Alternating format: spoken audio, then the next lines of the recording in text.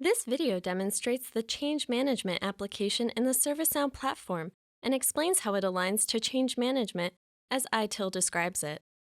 Linked timecodes for these topics appear in the YouTube description for this video.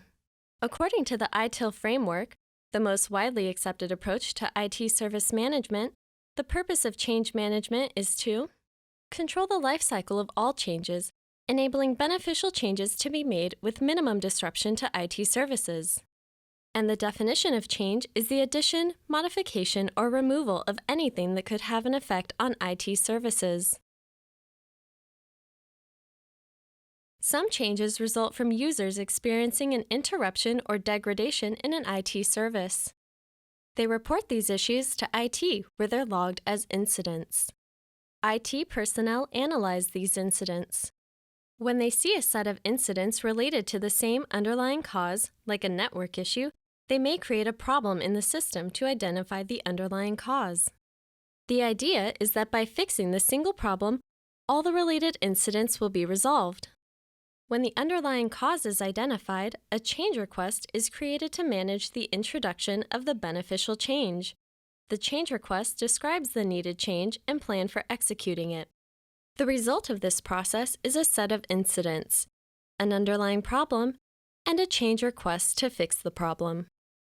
Sometimes, a change request is generated directly from an incident instead of a problem. For example, here's a Priority 1 incident affecting a critical business service, email. In this case, it makes sense to create an emergency change to reboot the non-responsive mail server. Fixing an issue is a common, but not the only, use case for change management. Change requests may also be created for other reasons, like maintaining or upgrading hardware or software. For example, we might replace our old router with a new one to boost range and speed, or upgrade our enterprise productivity software suite to the latest version.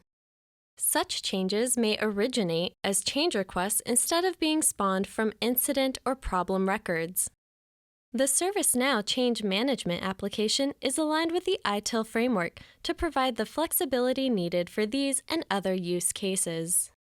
The change management process helps your organization plan and schedule the tasks associated with the change, obtain approvals, and track the performance of those tasks. According to the ITIL framework, there are 3 change types. Standard change, a pre-authorized change that's low risk, relatively common, and follows a procedure or work instruction. Emergency change, a change that must be implemented as soon as possible, for example, to resolve a major incident or implement a security patch. And normal change, any service change that isn't a standard change or an emergency change. In the ServiceNow change management application, each change type has its own workflow and state model, which support the process unique to that change type. Standard change requests follow a procedure that's specified in a template, which is approved through a proposal process. After the template has been approved, users can order the change through the standard change catalog. Emergency changes skip right to an authorization state requesting approval to ensure that they get implemented as soon as possible. Normal changes require approval from the assignment group prior to requesting a second level of approval for authorization to implement the change. Here, we're logged into our ServiceNow instance as David Harris, who has the ITIL role.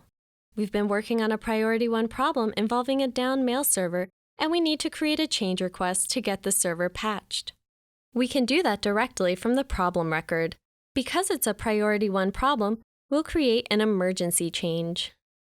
The priority is critical because this issue affects an essential service, but the risk of this change is low. Many users are impacted, so we'll change this to high. Let's clarify the short description and add a description, and assign it to David Harris in the server group. On the Planning tab, we fill out these fields so that the change manager can make an informed decision when approving this request. We want to make this change as soon as possible, so we schedule it for today between 3 and 5 o'clock. The schedule is based on a 24-hour clock. After we request approval, the request is in authorized state, waiting for approval. We may get a warning. This is because the change schedule falls outside the maintenance window for this CI. But in this case, that's okay because the mail server is currently down and this is an emergency change to restore it to service. After the change request is authorized and scheduled, we implement it. And then conduct a post-implementation review of the change's lifecycle and results.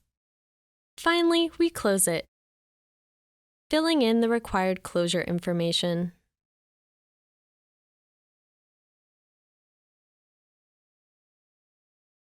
We can also create a change request directly without going through an incident or problem. The change types here reflect those defined in the ITIL framework. Standard changes present a great opportunity for the change management team to improve efficiency. Moving common, low-risk changes with repeatable implementation steps and a proven history of success from normal to standard changes allows the team to put more focus on IT or business changes that are higher risk and impact. Standard changes follow a shorter life cycle than other changes because they're pre-approved, which allows them to bypass the peer approval and authorization approval steps.